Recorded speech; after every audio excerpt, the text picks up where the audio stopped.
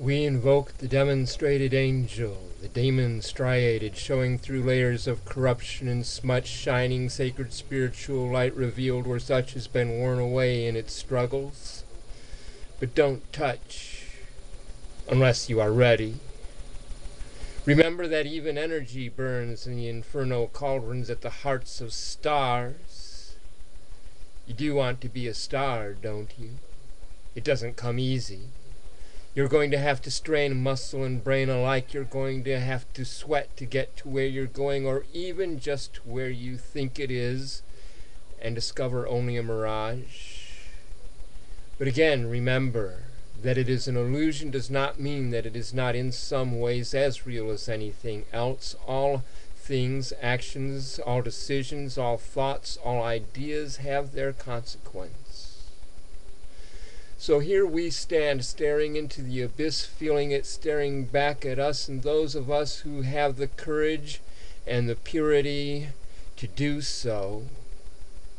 Many are the tales of those who have stood here before us and proved themselves vain, spiteful, ignorant, that is to say, flawed.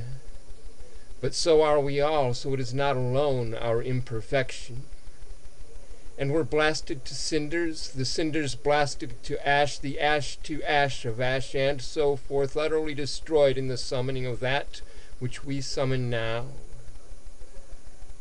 Those of us, I say, who have the courage, the purity, and the will, stand here calling the demon swimming up from the murk to enfold us in its wings and carry us where it will. Let me make a note here. I have heard vainglorious fools claim to be masters or mistresses of chaos. Chaos is not a thing to be tamed. The best one can hope for is to be allowed to hitch a ride and find it pointed where the direction you want to go, that it doesn't go anywhere you don't want, that you can get off when you get there. Chaos is sticky sometimes and may be of a different mind as to your proper destination. The best thing, then, is not to have a destination proper, but the ability to recognize opportunity when it presents itself toward this end. You might want to be working on 5 or 10 different things all at the same time. Contrary to the workings of many of our other endeavors, in this case, the narrower you cast your nets, the less likely you are to catch anything you want. So then, if you are at all successful in your chanting, the angel, that is to say, the demon, moils up from the deeps in response to your fervent prayer. Oh, you best have prayed truly, for you cannot later say that this is not what you asked for. Perhaps not what you wanted, not what you expected, not what you hoped to make from it, but never not what you asked for. You asked, and you more than asked. You begged, you pleaded, you wept tears darker than blood, hidden in darker night. Or were you impetuous, desperate enough, openly under noonday sun? Yes, you asked for this. And in the angel's embrace you find that you are not necessarily at home, almost definitely not safe and secure, perhaps not even comfortable, not entirely, but where you belong, if you have asked wisely and well. Though you will never again fit into any mythology you have not yourself written, and almost certainly plagued, if only occasionally, by curiosity of what, who, how you might have been different otherwise, but it is too late now to know. Even if you have been touched but once, even if you have been brushed by and denied the angel's full embrace, thus forever jealous of those whose lives show evidence of its fullness, though they may likewise be embittered in turn, seeing an even greater light emanating from some other.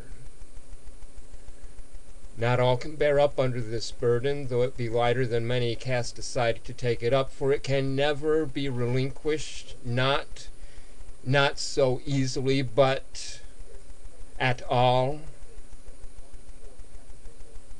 It may interrupt you at any time.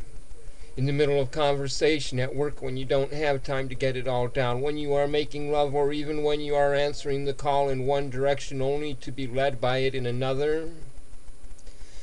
Some it shatters, some sooner, some later. Do not think yourself immune just because you have survived its initial embrace or for years afterward. For as long as you are enthralled, there is no safety till death come and lay you in the grave, immortalized through the produce of your faithful servitude. Yes, I said servitude. For what else could it be when chaos has no master, and yet you ride? But think not that this makes you superior to any other, save in this alone. You will never be able to avoid wrestling with the angel every time it comes, and you must, or be broken, for the angel may be generous with its gifts when giving, but it never gives away for free, and nothing bought cheap from it is worth even what was paid. You must wrest every prize granted from its hands, from its flesh, from its kiss. You must wrestle, and you must not let go until you have won its blessing. That you have reached a certain point in your dealings with the angel means not an end to labor, but a new beginning, and it is not over till no life, no thought remains within you, and the angel will hurt you sometimes with its presence, but always and more so by its absence till he come again, or she. I'm not always certain, nor that it necessarily makes a difference. And though you may come to hate the angel at times or always, you will always love him all the more, and every leave-taking will feel like an abandonment till he come again, and you will long for him to take you with him, even down into the darkness wherein he dwells. And what of his life there? Does he merely sit and brood, waiting your calling, or does he have a life of his own, work to do that is interrupted by our summons? We do not ask, and the angel speaks only of what we should say or do to fulfill the compact we have forged of tears and will and blood. And we who have wished wisely, who have sung our prayers purely, learn to bear proudly the scars of our struggles. And so we stand here, gazing into the abyss, daring death, risking everything to our very selves. We may die, figuratively, transformed into new beings from our highest waving hairs to the bottoms of our toenails, needing new names like Jacob made into Yisrael, for we have filled and overgrown the meanings of the old ones, or we may literally die, because our words are taken as prophecy that must be silenced to maintain the status quo. If there is no death here, then I have not spoken truly, nor have I truly spoken. Each of its turnings away from us is a victory, but when it does come, we pray that it will be right here, doing this, and we will stand with fist upraised in affirmation, not against it, not against anything, but simply that I am triumphant.